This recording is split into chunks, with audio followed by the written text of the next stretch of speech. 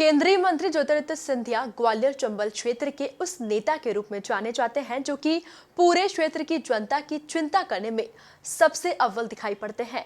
इसी तरह श्योपुर में बाढ़ के बाद उपजे संकट के बीच ज्योतिरादित्य सिंधिया जनता के बीच पहुंचे और उन्हें जल्द सर्वे कराकर मुआवजा दिलाने का ऐलान किया। देखिए ये रिपोर्ट। जन के दुख दर्द को समझते हैं ज्योतिरादित्य सिंधिया, जनता के संकट मोचक बनकर उभरते हैं सिंधिया। श्योपुर की जनता को मिला सिंधिया का सहारा। बाढ़ के बाद श्योपुर में दिख रहा तबाही का मंजर।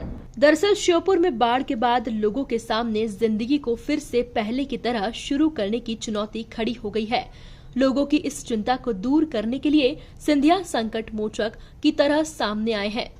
जहां वे श्योपुर जिले के दौरे पर मंत्री तुलसी सिलावट, गोविंद सिंह राजपूत, भारत सिंह कुशवाहा के साथ पहुंचे और मंच से लोगों को जल्द राहत देने का आश्वासन दिया। गाड़ी के पीछे बैठकर जब उनके पैर भी टूटा हुआ था, एक एक गांव का उन्होंने भ्रमण किया। तो ये रिश्ता आपका और हमारा है, ये आपकी हमारी सबसे बड़ी पूंजी है।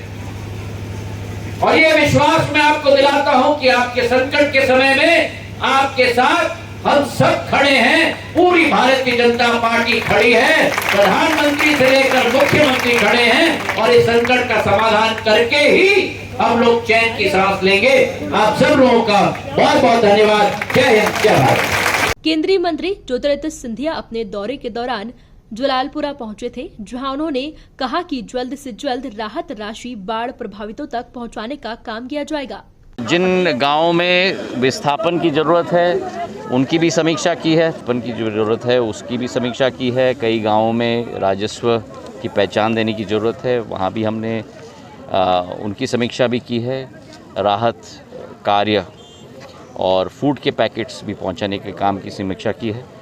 और ये भी हमने निवेदन किया है, राजस्व मंत्री हमारे साथ हैं, कि जल्द से जल्द राहत राशि का समय सीमा में ही हर एक व्यक्ति को पहुंचाने का काम पूर्ण होना चाहिए। बाढ़ प्रभावित इलाकों पर निकले ज्योतिरादित्य सिंधिया के दौरे के दौरान उन्होंने अधिकारियों को भी जल्द से जल्द काम पूरा करने की हिदायत दी, ताकि जनता को संकट के इस समय में राहत मिल सके।